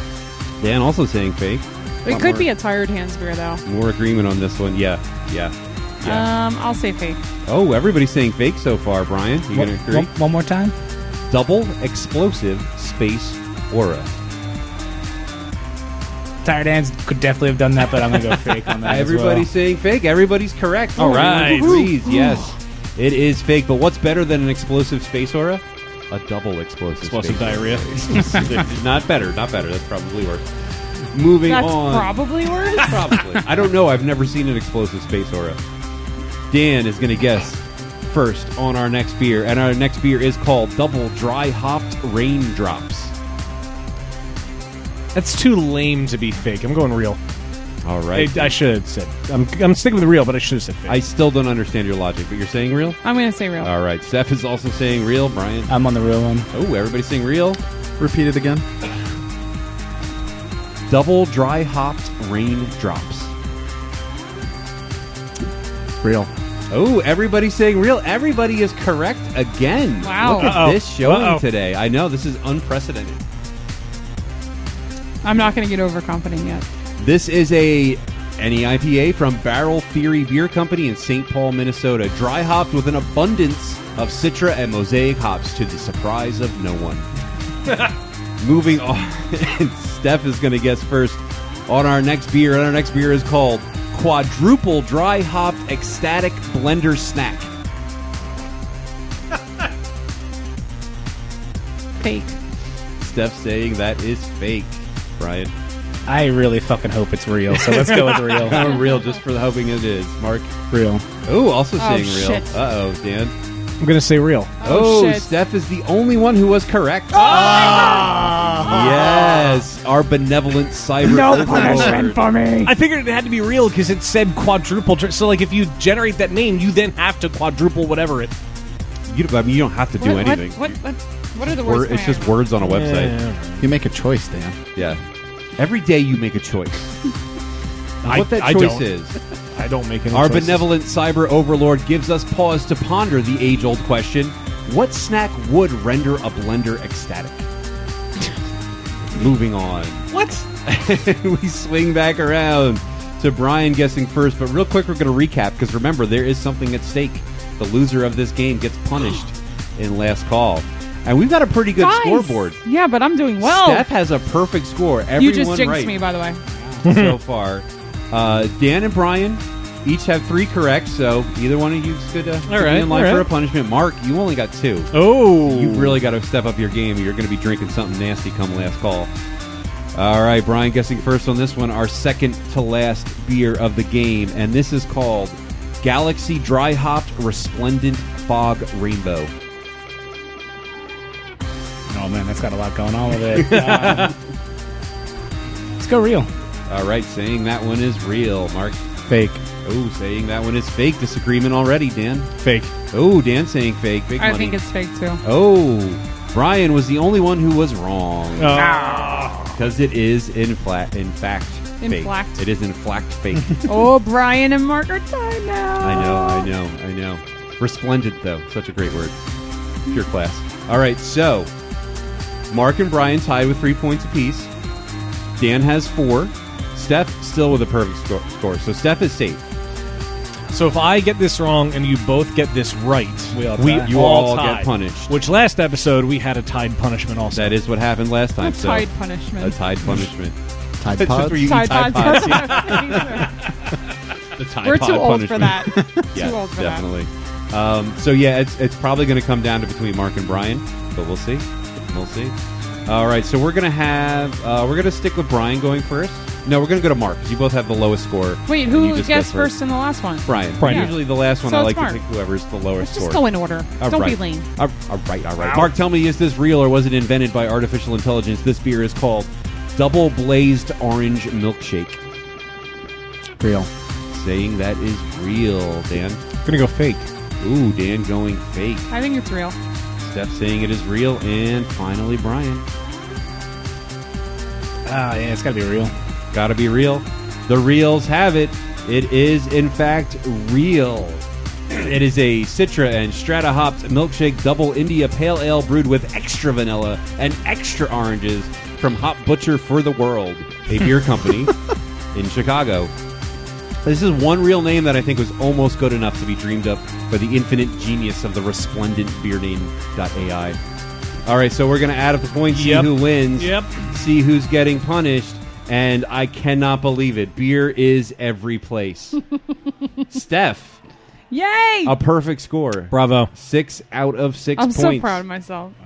And a very, very another sad German Sparkle Party. A 4-way tie for punishment. Or 3. wow. Three-way. Three-way tie with 4 points each. Numbers are hard. There were 3 4s in front of me, and I got really confused. It's 3 4s or it's 4 3s? 1/6 of 0.5% of 23. This is, of course, before we get to all of that. Oh, we didn't mention what the punishment is. Have Do we know decided? what But we it is haven't yet? decided what it is. So the punishment might The punishment might change. it might change. Now that so you'll just have to pay to find out. Yeah, I guess this time we're just not going to tell you. I think that's the best way to go. Yeah. Because we're going to figure it out in last call, and you have to pay us to hear that. But before we get to all of that, This is, of course, the part of the podcast where we shout out to our most generous patrons on Patreon, people we would like to thank very dearly. Or dealy. Or dearly. What's the dealio? Beginning with Jan Shank. Amazing. Are these going to be all Mark Graves ones? I don't have enough for that. James Lamberg. Les tits. Joe Mansell. Your business card is nice and thick. Mark Modugno. I also like whale sperm. Topher Simmons. Get punished. Poor Man's Brewing Company. I hate technology so much. Kathy. Kathy. You worked so hard to learn her last name. Now she I needs to got teach your last you. name right. Kathy Obashevsky. Really, Kathy? Yep. I like cookies. That's what we're going with this time. Oh, man. Eric Dixon. You let me sniff your barrel, then we're best friends for life. Nate Fochtman. Gonna go back in time. Thank you. Brian Mills. Cinnamon Toast Crunch. Wolfgang Von Colt. You guys want a bonus beer? Jen McDonald. It's got a hair done. Marilyn Engelman. I'm so fancy. You didn't even know? Josh Price. Hold the door. Ron McDonald. This is bullshit. And Victoria Miles. To find out how you can get Some on this classic ones list, in there. get other behind-the-scenes bonus content, including last call and punishment videos that every patron gets, and other things that you get for donating at different tiers. Go to patreon.com/beerbusters. But right now, Dan, We got to pay. we got to pay. We got to pay. Settle at the tab. And pause and save. Say, Yvonne, remember when I said I'd have to send away to NASA to calculate your bar tab? Oh, yeah. We all had a good laugh, Mo. The results came back today. You owe me $70 billion. Hey there, Beer Busters friends out there in the podcastiverse. If you are a beer nerd, you might be a nerd for other things as well. In that case, you might be interested in trying Loot Crate. Loot Crate is a monthly mystery crate service that delivers the best in geek and gaming gear, pop culture items. I'm talking t-shirts, I'm talking keychains, I'm talking vinyl figures, and all kinds of cool collectible stuff. For less than $20 a month, you get 6 to 8 items that include licensed gear, apparel, collectibles, unique, one-of-a-kind items, and more. You can sign up at trylootcrate.com/beerbusters and use the promo code BRIDGE10 to save 10% on any new subscription. That's right, save 10% on a new subscription to Loot Crate by visiting trylootcrate.com/beerbusters. Use the promo code BRIDGE10 and get your nerd on. No, your beers. No, your beers. Hops. God damn it. Steph, what hops are we talking about? I don't know. It says part 5, but I feel like this is part 6. I'm No, really this is getting definitely lazy. 5. Is it 5? Because we literally recorded the last episode last night, and that was part 4. I don't remember last time. Okay, so we're going to talk about more hops. Sorry if you're bored of this, but I like it because it's easy to plan. Well, and once you get through all the hops, you can do all the malts. And then all Ooh, the know your yeasts. malts? Yeah. You're just making my job super easy. I Know mean, why your not? yeast. Know your yeast, and then know your water chemistry. I feel like you've done water chemistry before. We have talked about water Yeah. chemistry before. Know your yeah. final gravity? Know your glassware. I've done Yeah, we glassware. glassware. Yeah, That we've was done really that. interesting. I enjoyed that one. Yeah. Anyway, this No first hashtags. one, which I never heard of this, Equinaut. Oh, yeah, I've heard of that. Yeah, but I didn't realize the story behind it. It was formerly known as Equinox, and now it's Equinaut. Oh, I just assumed they were different things. I actually did think they were different things. I thought that was hilarious. I had no idea. It's Yeah, hilarious. they had to change the name on that. There's another a brewery had the name Equinox and requested that they change the name. So they Equinaut is the pronunciation of it. But. Yeah. Which What people did I say? Did I say clearly will Equinaut? I said confuse- Equinaut. Equinaut. Yeah. Equinaut. Which Sorry. people will Thank clearly you, Brian. confuse a brewery with a hop. A name. hop, yeah, yeah. And when you say, I was going to say, when you say requested, did you firmly with lawyers? That's what I was led to believe. Yeah. So this multifaceted finishing hop, combined with high oil content and strong impressions of citrus, fruit, and herbs, was first developed by the Hop Breeding Company and first released in 2014 as HBC 366. I feel like we should just stick with those. Just stick with the OG letters and numbers, and everything will be fine. So it's used for aroma and flavor in IPA, sours, wheats, and other styles requiring a strong flavor contribution from hops. It's been also featured in many single hop beers. Its high oil content make it a good candidate for late whirlpool or dry hopping additions. It's known for delivering a complex array of aromatics suggestive of lime, apple, melon, berry, cedar, papaya, bay leaves, eucalyptus, clove, sage, and tobacco. Who writes this shit? Alpha is 14.5 to 15.5. Beta 4.5 to 5.5. El Dorado. Can you tell I'm doing these in alphabetical order, by the way? El Dorado. Supplies exceptional aroma characteristics with high it's too alpha late acids. now. You could have done them in an order where the first letter of everyone across all the different episodes spelled something out, like a secret message. That would have been cool. There's too many C's. So. Drink your Ovaltine. It would have to be a lot of C's. Yeah. Yeah, we got through all the C's Well, already. do it with the malts. Sure. I'll remember this conversation. So it originated in the Moxie Valley of Washington, in the northern part of Yakima Valley. A slightly cooler climate is known for producing some outstanding aroma hops. It was developed by CLS Farms in 2008 and released in 2010. It's a dual-purpose hop variety with exceptional aroma qualities and high alpha acids. It elicits responses of fruity notes, specifically tropical fruit notes, like pear, watermelon, and stone fruit. I didn't know pear was tropical. Alpha, 14 to 14.6. Beta, 7 to 8. Is it Galena? Galena. Is it Galena? I like having him here. Yeah, I would have always said You Galena. are now officially our pronunciation guru. I like hops. Me too. A high alpha American variety with great bittering power, is pleasant aroma, and lots of characters. It was first bred in 1968, y'all, from an open pollination of an unknown male with Brewer's Gold. It was released in 1978 and continues to enjoy success as a multi-purpose high alpha variety. It Pollination of an unknown male. I like that. Yep. It was a fun night. You can isolate that. You are not the father. It is most often found as a classic bittering hop, much in the same vein as Nugget and its descendants. It is mild to moderate, tropical, citrusy. Later additions may add black currant notes, and it may have a slightly rustic edge. Alpha, 11.5 to 13.5. Beta, 7.2 to 8.7. Now you know. Now you know more about It's more really hops. interesting. I mean, I know hops, but So now that we're I don't know hops. Now that you're doing this alphabetically, and we know that now, you just did Galena. I didn't start doing it How did we decide it was Galena. Galena? I don't think it matters. Galena. I didn't start doing it alphabetically. I started by choosing hops that were in the beers that, that we were drinking. Yes, but that's then we true. did an episode where they didn't tell you what hops were in the beers, and I'm like, so I'm just gonna go alphabetical now. They might It's interesting. actually still spell out a secret message. They just might. I don't know. accidentally. So if someone's G. listening, Yeah. It's going to have a Galena, Equinaut, It's El gonna Dorado. have a in the middle. in the middle. Yeah. In the middle. All right, let's drink more beer. Beer me! Beer me! Beer me! Beer me! Round 2, fight. I don't know why you don't just make that one button. After 170 episodes, you have to. Keeps me on my toes. Also, we too. didn't have round 2 fight for 170 episodes. That's Maybe true. 130 It came from South County. South JR. County. Yeah. Was that the first time we recorded with Yeah. them? You know, he was in his basement. In his basement? Yep. The one and only time we recorded an episode with somebody else's equipment? Oh, that was Wasn't that It was awesome? beautiful. I didn't have to do anything. You didn't. Anyway. Anyway, we're refreshed and ready. Yes. Are we always ready? I think So, that's- Brian, what's our next beer?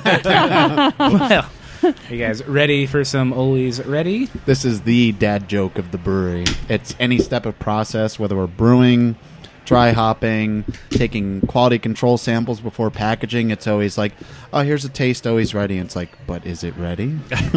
Sometimes ready. It's moderately ready. It's Not almost ready. Usually ready. Do most people Usually. roll their eyes at you? Oh, all the time. I don't think it's gotten old yet. I mean, I think we're still enjoying it. I don't know. You've yeah. already said it twice and it's old. I'm just kidding. I'm already kinda over I'm just it. kidding. And then how about always ready? Hey. Hey, we're not ready for that yet. But we should mention we're doing this is sort of a side-by-side, but with one in front of the other. Yeah. Yeah, we should grab more glasses for this. That's fine. That's all right. With this, and then another version of this that is bretted. So talk about Always Ready. Always Ready is a 4.8% New England Northeast Pale Ale. We call it. We don't call it a New England. It's hazy. It's got the juice-like qualities to it. It's definitely more sessionable than your normal double IPAs would be because it's not a double. It's got a bunch of hops to it. It's actually pound per barrel wise has more dry hops than Coastal Evacuation, our double IPA. Coastal's 2.5 pounds per barrel. This is actually 3 pounds per barrel on the dry hop. Very little hot side hops, of course. So yeah, it's nice, fun. I like it. It's got that sweet undertone to it. Fuller mouthfeel despite lower alcohol. It was really, really challenging to develop this beer because double IPAs are easy because you just there's inherently more body to work with because there's more malt in there, and so with this it was trying to balance we didn't want to just have like thin watery mouth feel, but we didn't want it to have this like crazy heavy body that was unnecessary for it. So it was really kind of trying to straddle the line, really work with the water chemistry to help bring out a little bit more of the mouthfeel to it, get the right grain bill for it as well. So it was fun. This came out February of 2018, so a year and a half now we've had it. So it was just be a spring seasonal, but it totally just knocked it out of the park. So we kind of had to keep rolling with it. Cape May is home to the only Coast Guard training base in the country. So any single Coast Guard member that is an active Coast Guard. I remember we talked about that last time we were here. Yeah, I forgot that. So this is in honor of the Coast Guard. Always ready. I was going to ask you where the name came from. I don't know, something or another. Semper Paratus, maybe. Yeah, it says it on the can. Yeah, it's on the can. Does it say it? Semper Paratus. Semper Paratus. I believe that means always ready. They are always ready for action and ready to do their thing. So the Coast Guard is huge in this area. Definitely a Coast Guard community. So we wanted to do our part to try to just honor them and shed some light on it. So one of my buddies that I went to... We had this at the AC Beer Fest. Oh, this? It's like we've had this on the show before, but it wasn't out. Yeah. In 2018. That's right. Because it was brand new then. That's right. Yeah. One of my buddies that I went to high school with is in the Coast Guard, active. And I think he's still stationed out of North Jersey. So he saw the beer and was like, oh, my God, you got to send me some of that. I'm like, well, let's see. I'm near the ocean. How about I just throw a keg in the ocean and just rescue it? And he's like, deal. All right. But, no, this beer's been really cool. I always enjoyed brewing this one. It's got a lot of the nice fruity hop characteristic to it. It's light. Probably one of the more challenging aspects was the body. I mean, constant discussion on the floor between Brian and the other head brewer or the other operations manager and amongst the brewers was just trying to develop a nice body because, you get under 5%, something like this could turn watery and thin real quick. So, but I think it came out absolutely phenomenal or amazing. But it's or what? Amazing. That was the most lackluster amazing ever. Amazing. So sorry. it's all right. You were trying to pass by it without us. It wasn't ready. It was. It wasn't ready. I don't know what the Latin for never is. I would have said never paratus. Never paratus. I don't know what never is. Semper is the always, because Semper Fidelis is always faithful. Semper Fi. There you go. Numquam. Numquam? Numquam. I was going to say nunca because that's like Spanish. Yeah. Right. It's close. I almost said that. Yeah. But, yeah. Numquam. Semper Numquam. No, the other way around. Semper is the always. Always never. No. Always never. I like that. Always never. Always never. Never Always always. Never always. Never always, but always never. Sometimes maybe. I don't know. Sometimes. You can't land without jumping. Jesus Christ. You can't jump without landing. Somebody say something quick. Quick. This is the devolution portion of the podcast. It always happens in the second tasting segment. Truth. So, obviously, a crowd pleaser. It's an IPA. It's hazy. It's a pale ale. It's a pale ale, but it's hazy. But it's a northeastern pale ale. Thank you. Mm-hmm. Anything else? I'm just trying to support with you saying it's a crowd pleaser. It is a crowd pleaser, and you mentioned the body, and it does have a nice full body without but still retaining that summery quality. If you to take it. beer terms out of context, I was they're just thinking, no, hilarious. it's pretty bad. Oh, it's got a nice body. I like the mouthfeel in your body. Wet hopped. I'm gonna wet hop the shit out of this. I'd like to barrel age you. Stuck mash.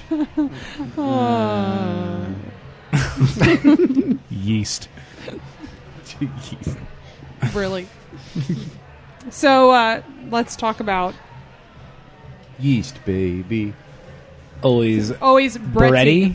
So we are in our sour facility, as I said earlier, and so when we moved out of this space for production, we left all of our 15-barrel fermenters behind here, and we got rid of the brew house that was here. We sold that off, and so now we still make our wort over at the other facility, and we'll tote it over here. We'll ferment like 100% Brett fermentations, or do like mixed ferms. But sometimes we'll do a regular clean fermentation over at headquarters on our clean side, and then we'll just bring 15 barrels of it over here and just throw a bunch of Brett at it and just see what it does. And so the Brettanomyces is going to eat a lot more of the sugars that's left behind. So that nice body that we have in Always Ready, that leaves a lot of fermentable sugars for the right yeast. And so Brett will just keep eating all that sugar. And so and by doing so, it'll definitely change up its mouthfeel, the flavor. Has its own like rustic-like quality to it. So I'm always curious to see what the Brett does to the base beer. I always think of Brett as a remix artist. Like, it takes something and then just totally remixes it and just makes it in its own form. And so I was over here for about 10 or 12 weeks. And it doesn't get sour at all because Brett, most Brett strains won't create acidity. But it does get that funky, rustic quality to it. This one went more tropical than I was expecting. And so it dries it out, so it gets like a nice like pineapple juice like thing because it's like very dry. But there's like the hint of the tropical quality to it behind it. So it's fun. It's something different. So this one came in at 6.2% alcohol. So 6.2 versus 4.8. That's all the extra sugar that the Brett fermented. Yeah. So, and it just left it a lot drier than the Always Ready is. So it's really nice to kind of do the look at them side by side. Seeing what it does. This was a slightly different dry hop, wasn't it? Yeah, so we do our coast evacuation. We'll do coastal with Brett. We've done that pretty much every year. We'll do a batch of that.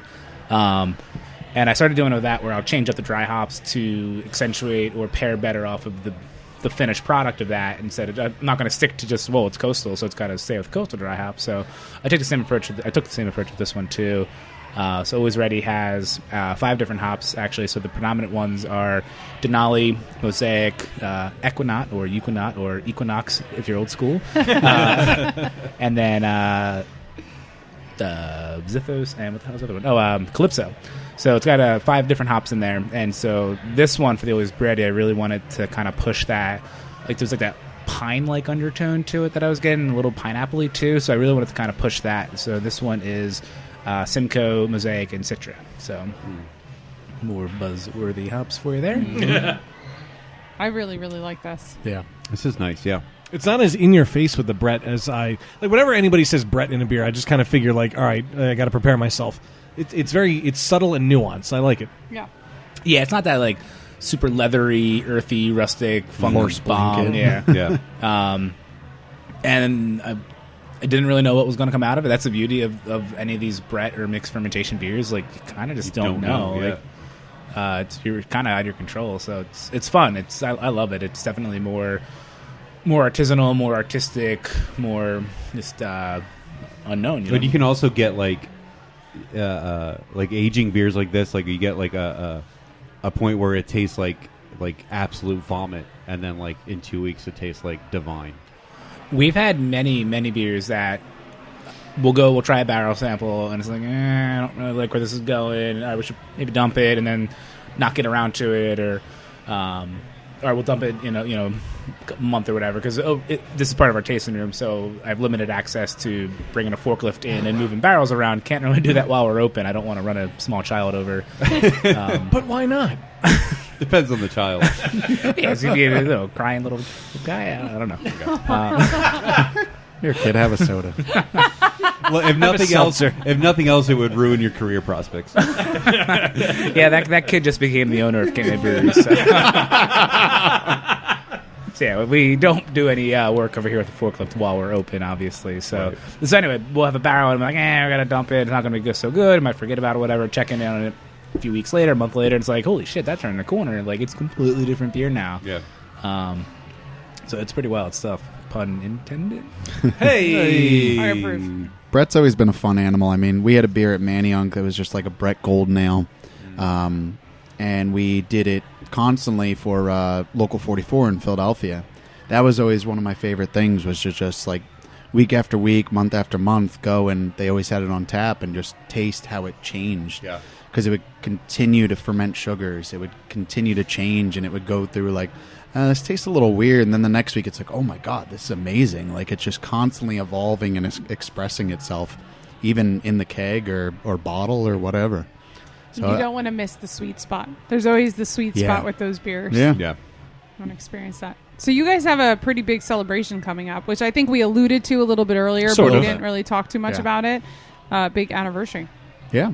End of the month, June 28th in-house, we are having our 8th anniversary party. I believe we are also doing one at Cabanas, which was the first bar to take a chance on us in this area. Oh, cool. So yeah, it should be a big shindig. We also will have a anniversary ale, which we do every year now. And Brian, would you like to talk about that? Yeah, so anniversary, it's our 8th anniversary, so we figured, we started it last year. This is our 4th year doing the anniversary ale, but we started a trend last year that is probably going to end this year, because last year was went with 7.7% alcohol for the 7th, I don't want to do 7, so 7.7, it was 7 pounds per barrel on the dry. So this year is 8%, and it's 8 pounds per barrel, and You're really setting yourself up there for some difficulty moving the forward. cellarmen are already cursing me out for this year. I don't want to hear what they're going to have to say next year or the following year. So we're probably going to change it up next year. But so it's 8 pounds per barrel, double IPA, New England double IPA. Use the Kvike yeast in it, if you guys are familiar with Kvike. That is a Norwegian farmhouse yeast. That's what we were talking about yesterday. Hey, yeah. The Slash 2 weeks Nukem. ago. Yesterday in real time, 2 weeks ago in podcast time. What was that called? The Norwegian saison we had at Saucony. It was like the first beer we had. Nucken. Nucken. N-O umlaut K-K-E-N. There was an umlaut. So yes, I have just 24 hours ago heard of that yeast. This Kvike is it's amazing.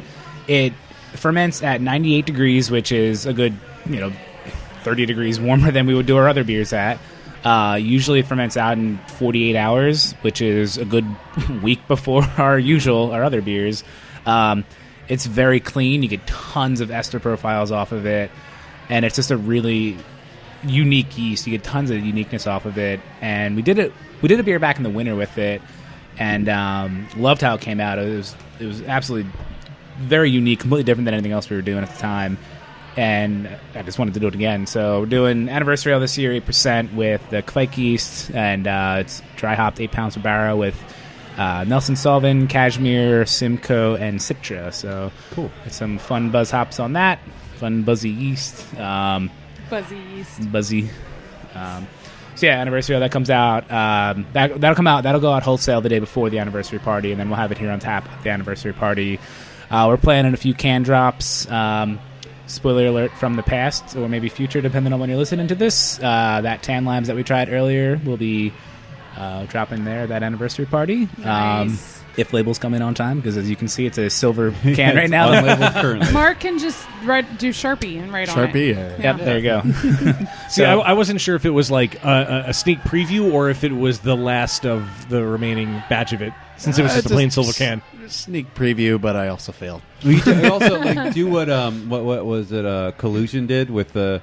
You just give them the blank can and then a separate sticker that is the label. Then it doesn't have to be approved because it's not actually a beer label, but you're just giving them the So like sticker. Subway, it's create your own beer label. Exactly. You just put it on yourself. Well, if they you want created to. the beer label. It was just separate, Yeah. so they could use it. Yeah. So it's not really Because they a would have beer gotten label. sued if they did. If it's not on the can, it's not a label. You can just give the people, here's a can and a sticker that happens to fit right on the can. Do what you want with it. There you go. We're just going to draw a lime on each can. Yeah. In Sharpie. Yeah. In Sharpie. Yeah, I have a green one you can borrow. Yeah. That could be fun. I think we have one more beer, right? I've been eyeing this one up for a while. I love how big it is. This is our first 19.2 stovepipe can. This is our bourbon barrel-aged concrete ship. I just want to say for a brief second, I thought you were referring to the ABV. Also, when you said 19.2, I was like, whoa, wait, what? Are we at Little Big Beer Fest? The last time I had a beer in a can that size was an Oscar Blues and La Cumbre collaboration. Oh, really? That was friggin' dynamite. Yeah. Nice. How dark this is. Oh yeah. Do you guys know the story behind Concrete Ship? The name? Did we? I saw it today. Did The you? Okay, Concrete cool. Ship. We went to Sunset Beach. Yeah, I told him to go down there. But go ahead for the rest of the people at the table that have no idea what we're talking about. Look, it's over there. You can see it. You know the thing. So back Is this in the ice and the sawdust and the newspaper thing? no. What? Okay, never mind. Don't listen to me. Fine. So there was a back in World War II. There was a shortage of metal, and obviously most ships are made out of metal. And so they made ships out of concrete. They made like 2 of them, and great idea. Seems like right? a terrible fucking idea. Oh, wait, there's more. It was buoyant enough that it would float, I guess. I don't know. I'm going to do this story no justice at all. I don't remember the history behind it. Like 3 years ago when we first named it, I knew all the history, and I totally forget now. But it was retired. It didn't really work all that well, so they retired it, and they decided to sink it off the coast as to create a natural reef, and it didn't sink well, and so there's a jut of it still sticking out. It's got to be gone within a year or two. I've probably been saying that my whole life because it looked like it was going to be gone 20 years ago, 30 years ago. So it's the Concrete Ship. It's an actual thing. There's a great wiki article on it, so I would recommend anyone curious to read up on that. Because why the fuck would you make a boat out of concrete? Yeah, right. So we needed a name for an Imperial Stout, and we said, fuck it, let's go with Concrete Ship because It's a heavy hitter. Yeah. Yeah. No, but it's It'll make you sing. the label definitely is reminiscent of Battleship, especially like the 19 2-ounce. It's very prominent on the shelves, but it's a luxurious Imperial Stout, 10%, aged in freshly dumped Woodford Reserve barrels for about 8 to 10 months, and then served to our mouths. Oh, and now we're getting to see a picture of the concrete ship. Yeah. Very nice. In the winter, sometimes it'll actually the Delaware Bay will freeze enough that you could walk out and touch that.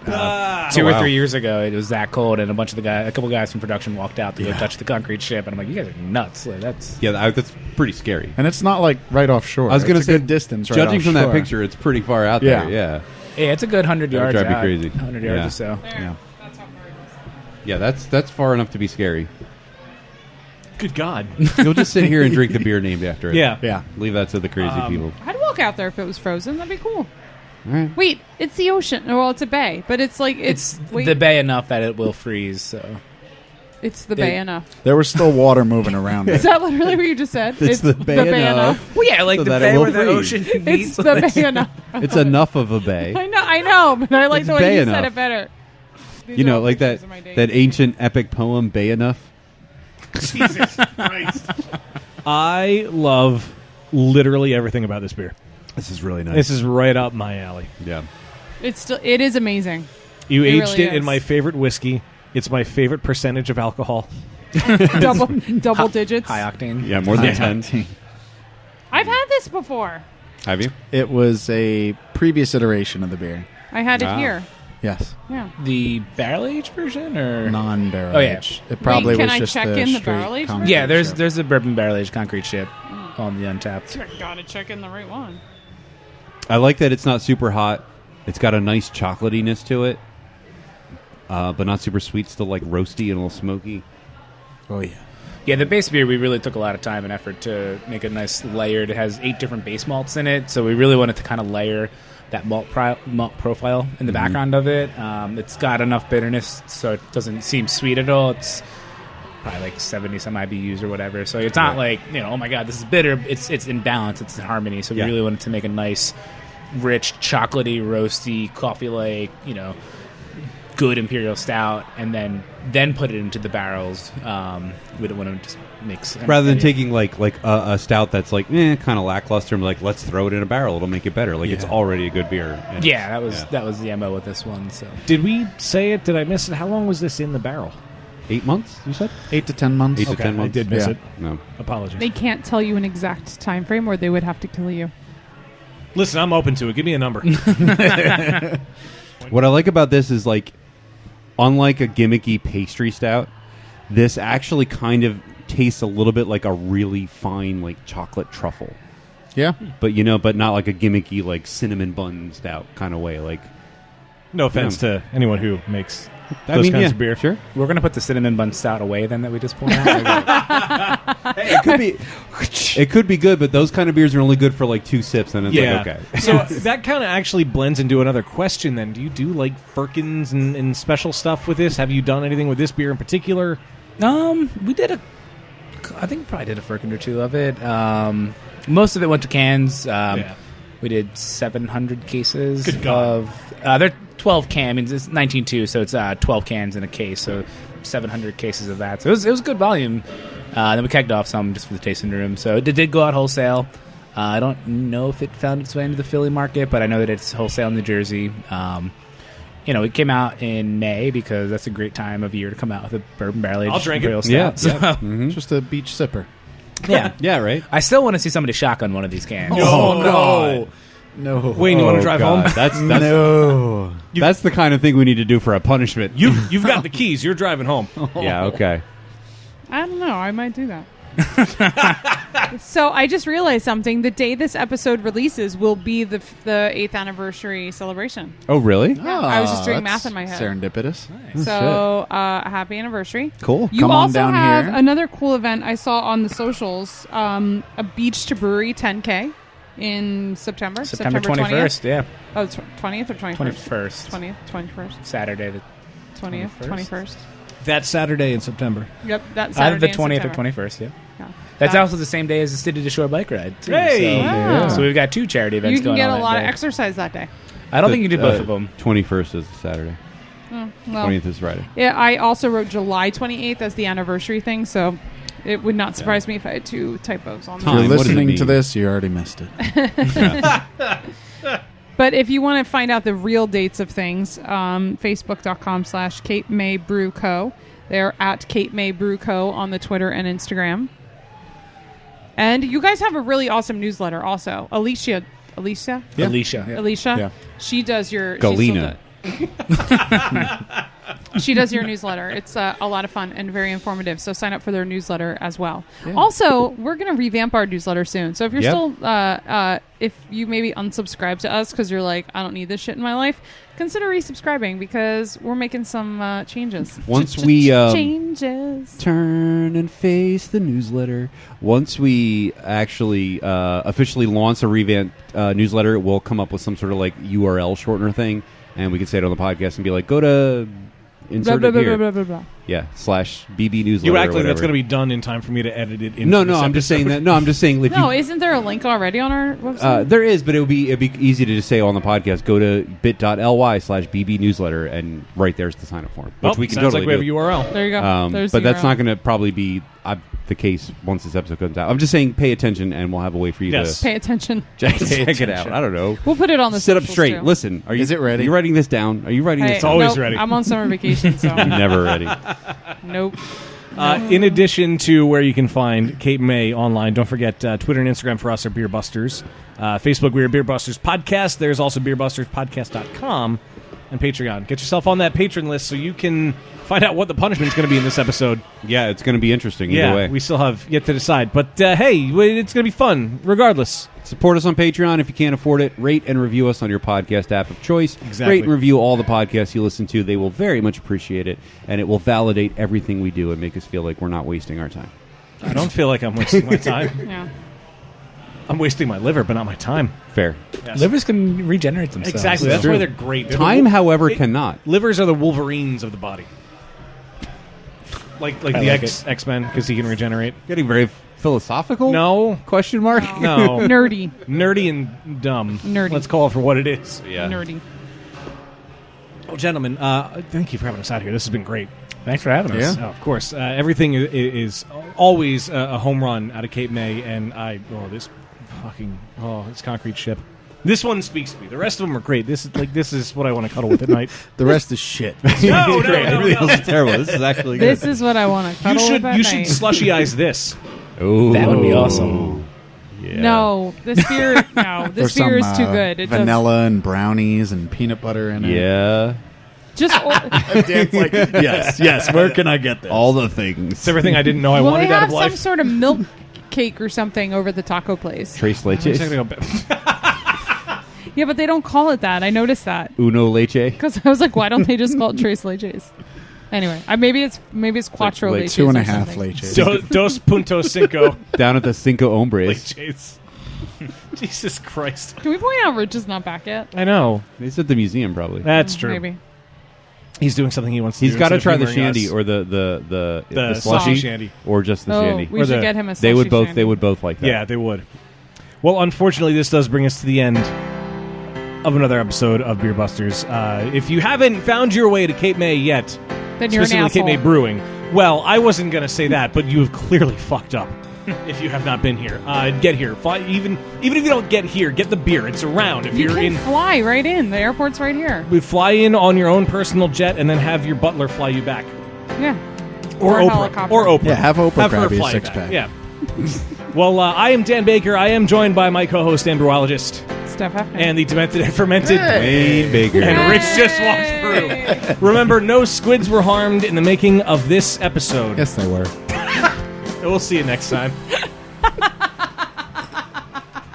He's the first person to ever I know. call you out on that. We're not done. Put those back on.